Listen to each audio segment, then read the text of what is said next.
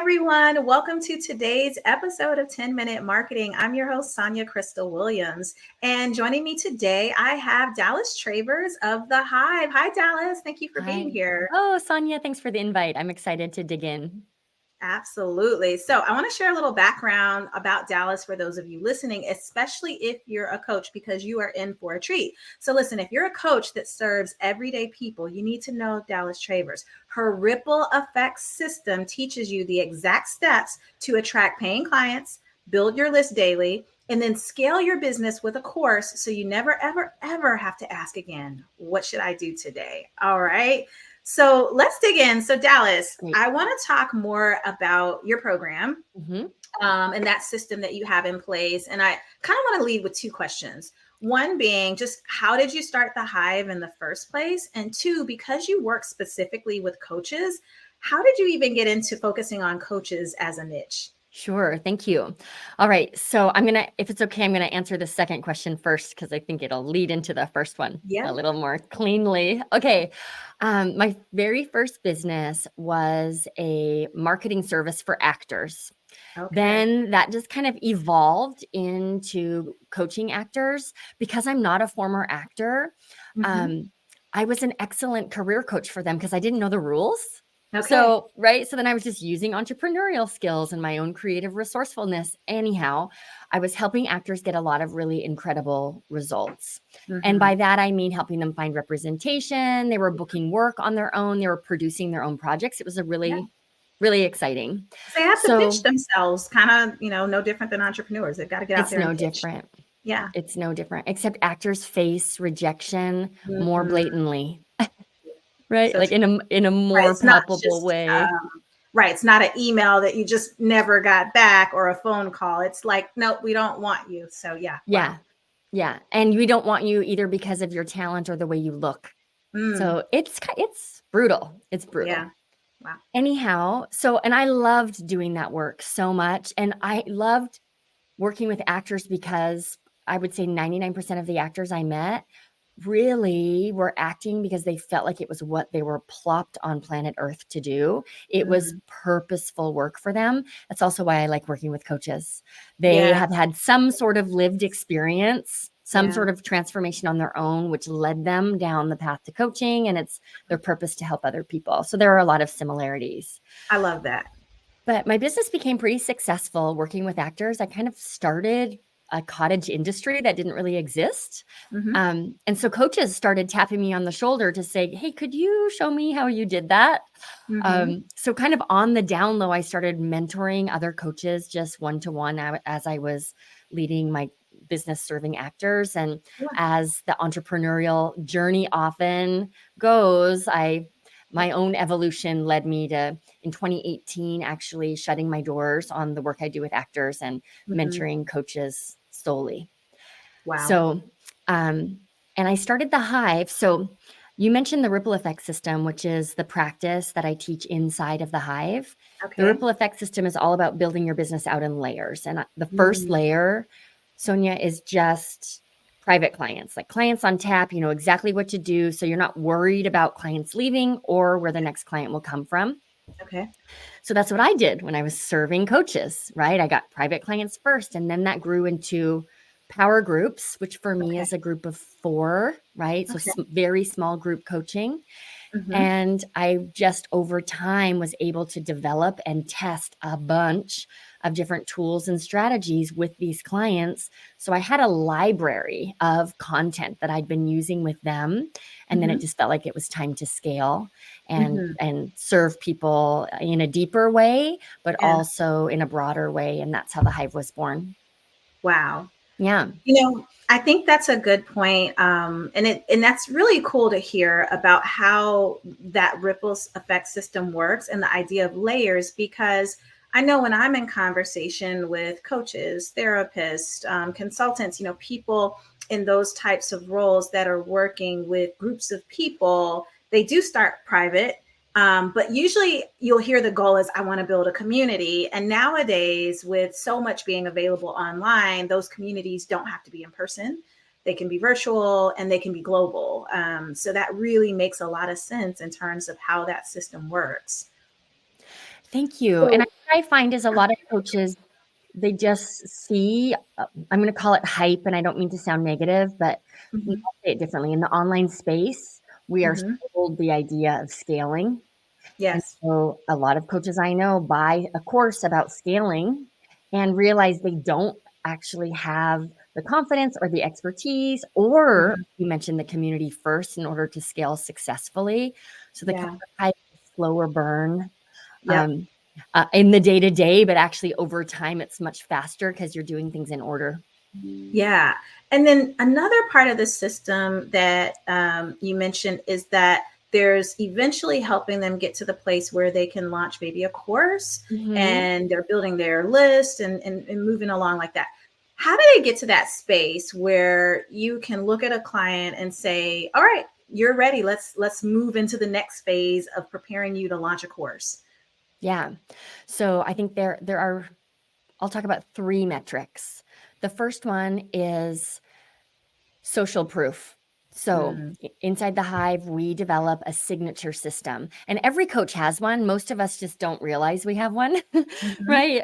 It's the milestones that clients tend to reach through their journey working with us. okay. And so, what we need to do is identify that signature system and road test it with real people so that we begin to understand what's the mindset that comes up for a client when they hit a certain milestone, right? What's the obstacle that tends to follow that Yeah. milestone? We really get Mm, an experientially, we get the full framework through working with private clients that then mhm, informs the content for your course. So you've got to have a signature system that is proven to work with, I would say, with at least 6 people. okay. The other piece that I think is a really important metric is a mailing list of 1,000 to 1,200 subscribers. Okay. That's because when you look at the metrics with online marketing, typically 1 to 3% of your email subscribers will invest in any scaled offering that you offer, Mm, right? mm, That's not the case with private clients. You can have no mailing list and a full private client roster. yeah. But when we're scaling, that tends to be the number. Okay. So if you have a mailing list of I'm going to make math easy for myself, Okay. 1,000 people, 1% of that is 10 students in your course. Any Wow. less than that, and you can start to feel kind of like a failure. If you have a mailing list of 500, that means 5 people getting in your course. And for a lot of coaches, that is not worth the work. So we want Okay. to set the launch up to be successful by building a big enough community. And Okay. then I think the third piece is just confidence, Mm, right? And confidence comes through putting in the work, devoting the time, gathering success stories and testimonials, and really experiencing yourself running a business that feels real. wow. You hit on so many great points. And I just want to recap on that for everyone listening because you just laid out like a very tangible way to almost kind of, give yourself that litmus test like, am I ready for this? Mhm. Through having those 3 items ready, and the confidence being a huge part of it. Now, confidence isn't exactly taught, right? Um, you can't teach it. People, you have it or you don't have it, you develop it or it, doesn't develop. I want to ask you just through your own personal journey, like what were some of the milestones or moments that you felt like this is helping build my confidence, even if it was before when you were on the coaching side working with actors? Yeah, that's such a good question. Also, confidence is not a permanent state, right? Like, Mm-hmm. I had to put weird barrettes in my hair today because my hair was not doing what I wanted it to, so my confidence is not where it was yesterday, and it has just because of my hairdo. So confidence is a moving Yes, target for floats sure, right? around. Yeah, that's true. So as I heard you reflect that back to me, and I appreciate the question so much, maybe a better word for confidence is self-trust, right? Yeah, Because I may not feel confident today, but I can look back at my track record, at other moments when I doubted myself and see how I responded and be yeah, able to trust myself to show up today. yeah. So for me, I think self-trust is key. And the way that I anchor into self-trust is by making every decision through my values. right? I think we can trust ourselves more when we let our values lead us. And values, I talk about this a lot, but values for me make every decision obvious, but not easy. Yeah. Right? I know exactly what I will do, and it doesn't always mean it's the right path. So how do we cultivate confidence or self-trust? Again, those things I mentioned, practice, putting in the work, doing the time, but also leading with your values, which Yeah. is easier said than done sometimes, right? No, this is good. It's because mindset is a big part of everything Mhm. we do as entrepreneurs. And I think, yeah, that's a great word, self-trust, that we have to have it. I was having this conversation with someone else in the same group that you and I met in. And that conversation was truly around like, what are the things that you do to create self-trust? And then what happens if that trust is broken?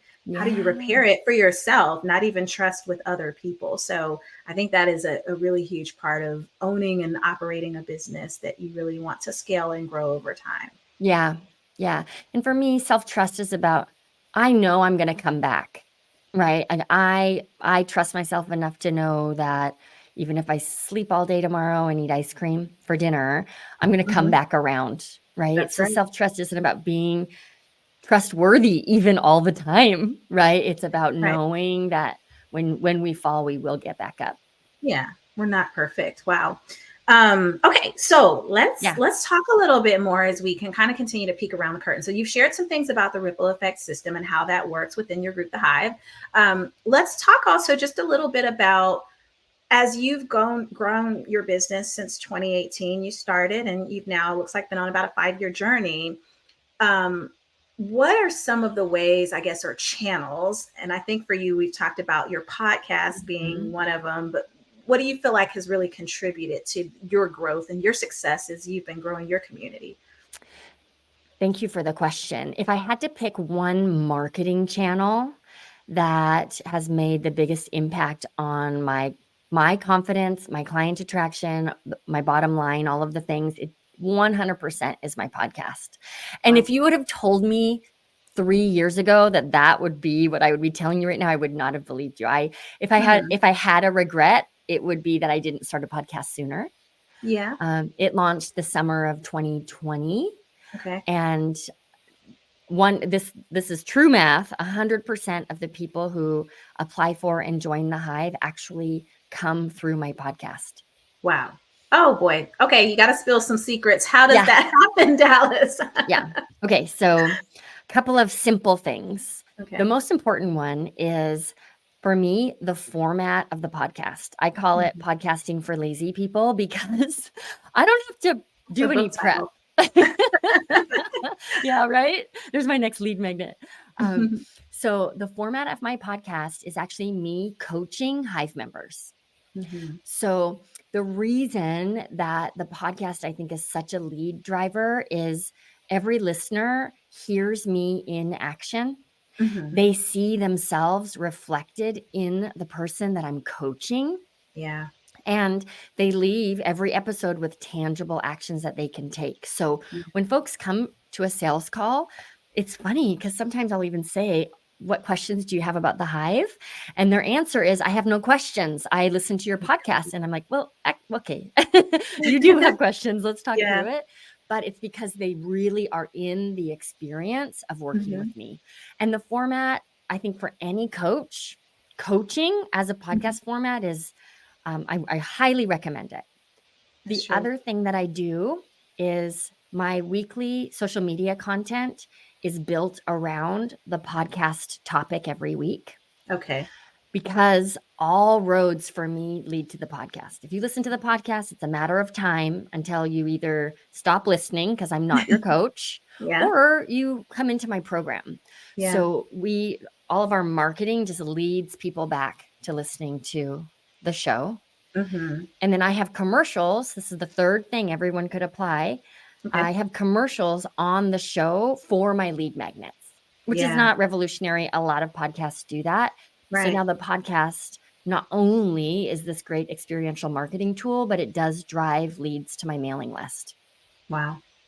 Um, Who came up with the idea of launching the podcast? Did you hear about podcasts and one day say, look, I think I should start it? Or did a coach or mentor share that with you? That's a great question. I was in a mastermind, and it was actually, shout out to Allie Ball. She's been my accountability partner since we're going on 4 years now. We meet every Monday for 4 years. And she was a Wow. total stranger to me, but I met her inside of a program, and Mm-hmm. she had a podcast.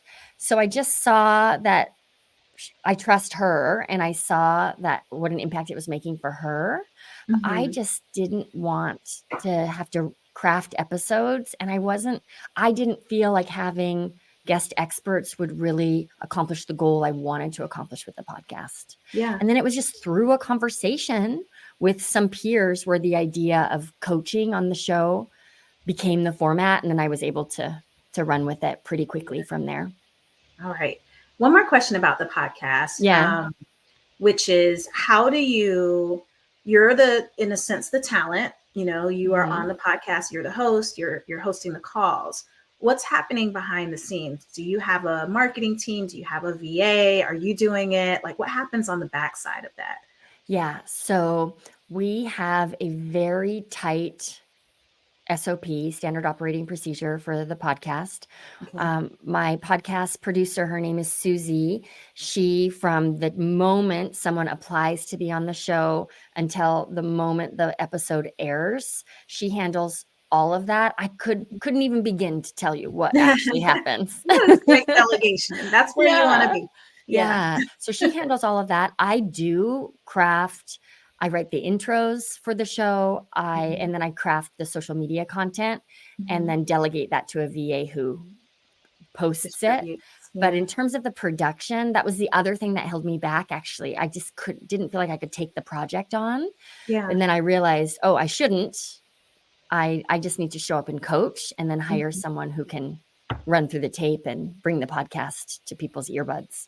Got it. Wow. What a great system. Wow. I mean, I think it just makes so much sense. And I'm so happy to hear how your community has and is growing. So that is awesome. Okay. Thank you. I'm going to shift us into our lightning round. So Okay. I'm going to ask questions, just a few more. And these ones you can give rapid, it doesn't have to be one word responses, but rapid responses. So I'm going to start with my first one, which is the story behind the name Dallas. I've met Austins, I've met Brooklyns, I've met, but I haven't met a Dallas. What's the story there?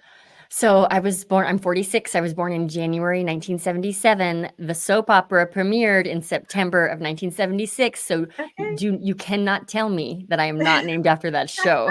My mom will not admit it, but I really believe it was like in the zeitgeist, right? Yes. But when I was born, I was actually named Brandy for, I don't know, 10 minutes or something. And then my mom looked down, they left her alone with me, and she looked down and thought, this is not a Brandy. I'm going to name this kid Dallas. And it was quite controversial. Her mom could not stand my name. But I feel more like a Dallas than Brandy. And I don't mind being named after a television show. It's fine. I think it's super cool. And that was an awesome show. So very cool.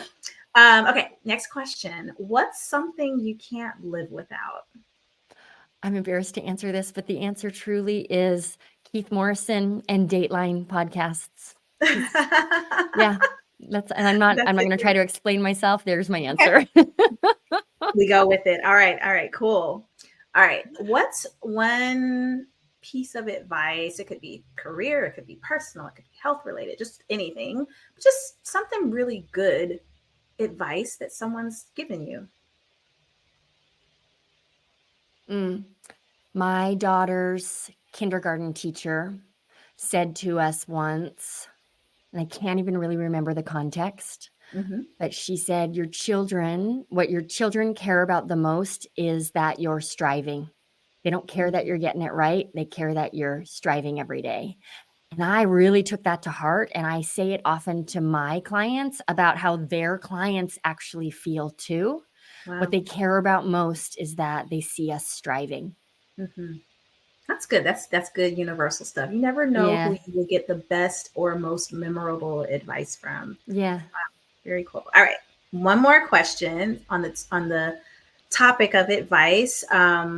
For people who are kind of your peers, And you Mhm. mentioned even meeting with an accountability partner, super cool. So you all are kind of bouncing, I'm sure, thoughts and ideas off of each other. But just other business owners who are several years into the business, like yourself, or on the second go round of having another business, what's a piece of advice that you would impart upon them based on your own journey and experience? Um, Look for ways to practice unscalable marketing. Mm, It's unscalable. unscalable marketing. It's especially with AI and all of the things that are funnels and all of the things, right? People crave a personal connection. And what I find is the unscalable marketing acts like a voice message DM, right? Or Yeah. hosting my own sales calls. These things Mhm. are the highest converting and therefore actually are take less time to produce better results than a lot of the automations that I have in place. I love that. And that's Very cool. Carrie Perry who told me that. She's a social media coach, and I follow in her footsteps. Yeah. All right. Good, good, good advice. All right. So, Dallas, if people want to find out more Mhm. about the programs that you have in place, and I think you also have a free guide, but any resources that you want to share that we can drop in the show notes for our listeners and how people can find you? Yeah, sure. So we're on a podcast. If you like podcasts, come and subscribe to mine. It's called Coaches on a Mission. That's Hmm. the best place to get a lot of juicy knowledge from me. And then if you have any questions, you can hit me up on Instagram. Excuse me. My Instagram handle is Dallas Travers Biz Mentor. All right. Awesome. Dallas, thank you again so much for being here today, for sharing some of your secrets around how Yeah. podcasting has been effective for you. And maybe we'll have to have you back sometime in the future. And yes, everyone, please, I'll drop a link to Coaches on a Mission, the podcast. I've been listening to it and I think it's absolutely Uh, awesome. So thanks for being here today. Thanks for having me. All right.